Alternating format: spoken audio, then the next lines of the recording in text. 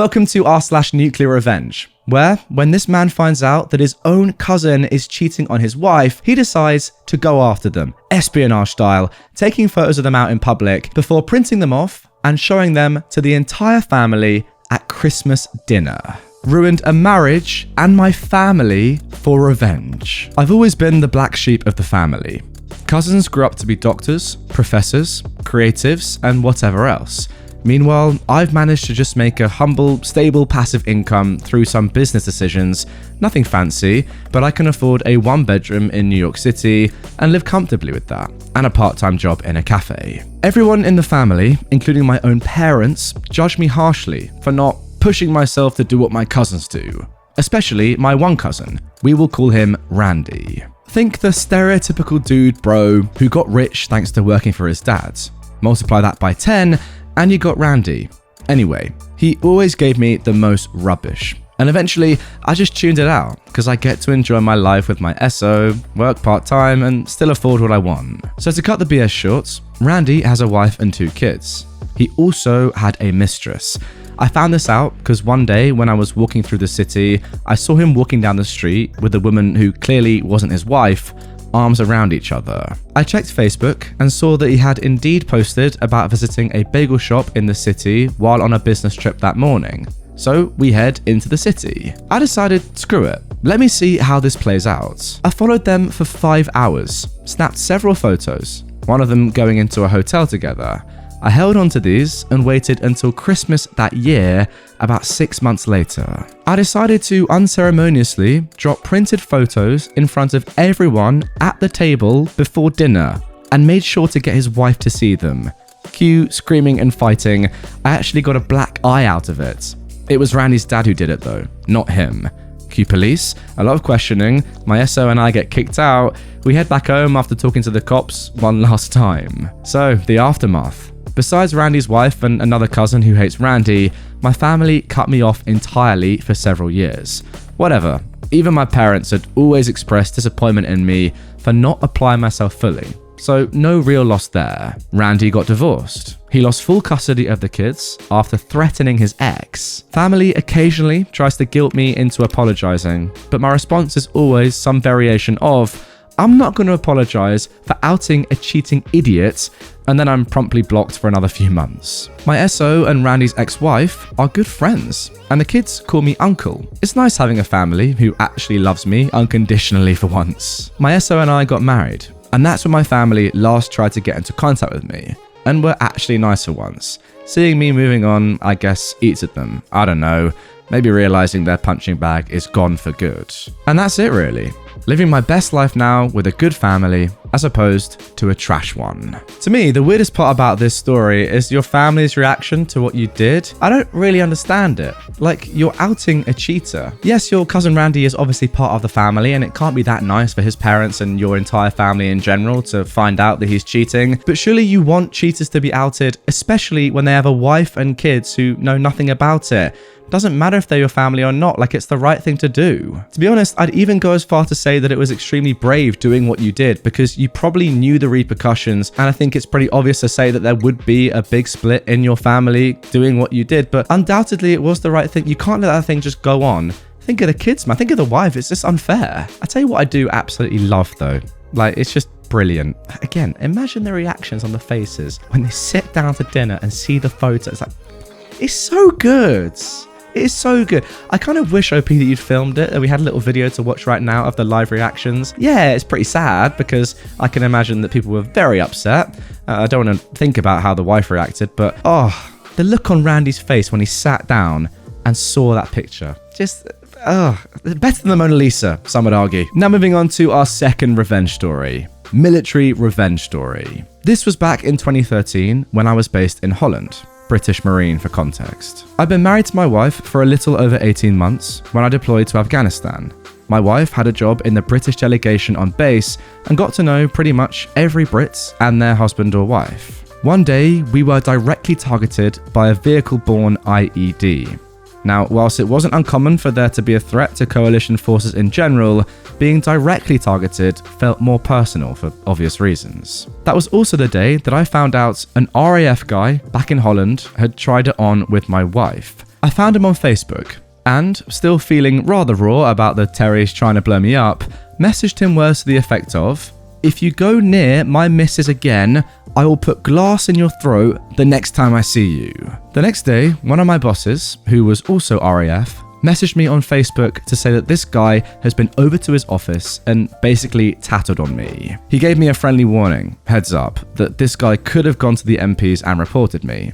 I've got no idea what would have happened, but I acknowledged the warning and said it won't happen again. My boss had my back and actually told him to wind his neck in. Wow, sounds like your boss is a pretty good bloke. Fast forward to when I got back from Afghanistan. A few days had passed and I was starting to settle into a normal life again. My wife brought it up, after explaining that she didn't mention it at the time, due to my reaction the first time, that an army sergeant major had tried to message her via Facebook. He told her she was beautiful and wanted her number. She promptly blocked him.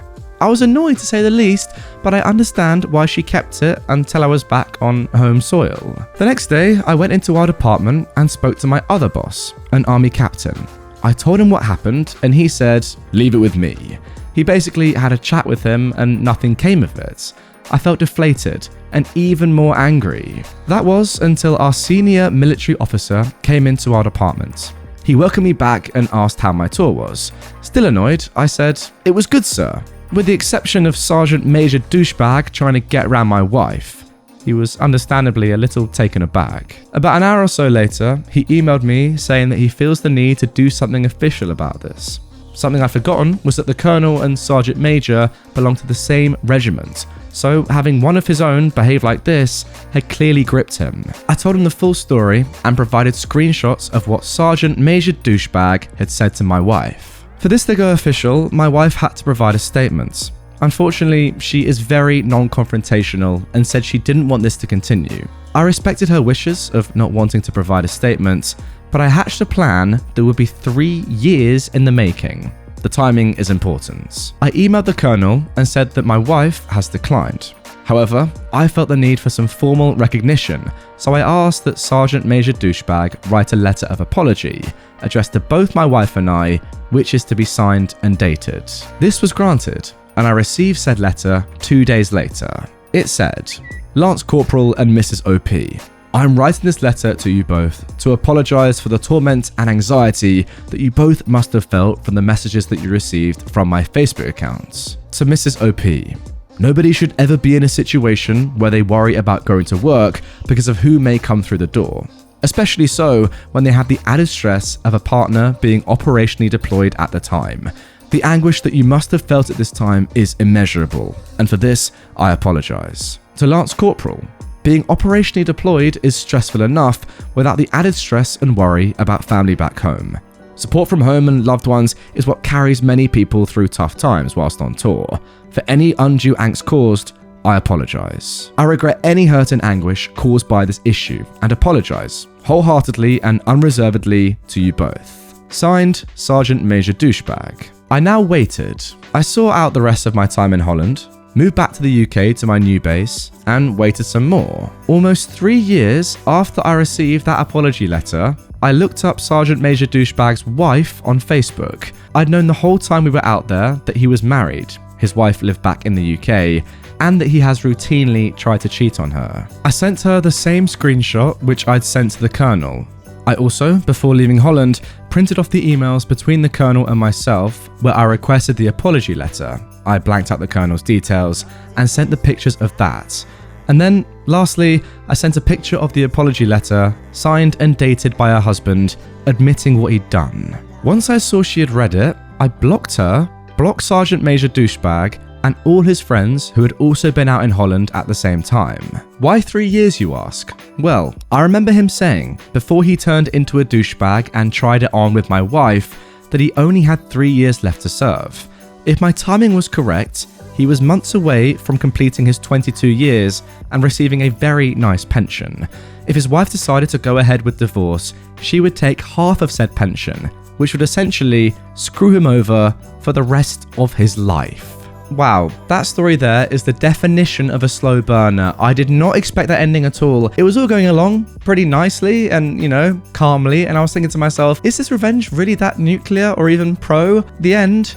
Yeah, brilliant. Again, Like, just having that patience and just knowing the more I wait, if I wait to this certain date, this payoff will be unbelievable. Not just for me, but also for the wife. Let's be realistic here. Oh, great. Just the patience to just wait for a little bit of time. 3 years, quite a long time realistically, to get that satisfaction. Brilliant. Well done. You could argue that it's a little bit of an overreaction, and to be honest, yeah, I do think it's a slight overreaction, but still, the fact that the guy is consistently trying to cheat on his wife, much like the first story, it has to be called out. And yeah, we don't know if this guy actually did end up cheating on her, but look, you can cheat on somebody and you can also try and cheat on someone. And to be honest, it's not that different, is it? But in both ways, you're trying to cheat on the person and you're trying to be unfaithful. Even if you end up doing it or not, it's a thought that counts realistically.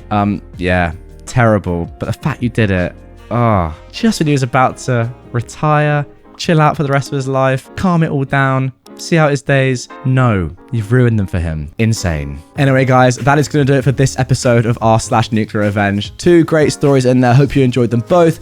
If you do want more from r/NuclearRevenge right away, check out this video on screen. To be honest, the stories in this one are actually more insane than they were in this video. Like, they're next level. Like, just they're, like, click the video. Seriously, like, click the video. Why did I swear? Who cares? Click it. If you aren't new around it, subscribe and turn notifications on. And I'll see you guys all tomorrow with a brand new video. Actually, you know what? I lied. It's later today. I forgot I'm uploading twice in December. Get that bell on, you frauds.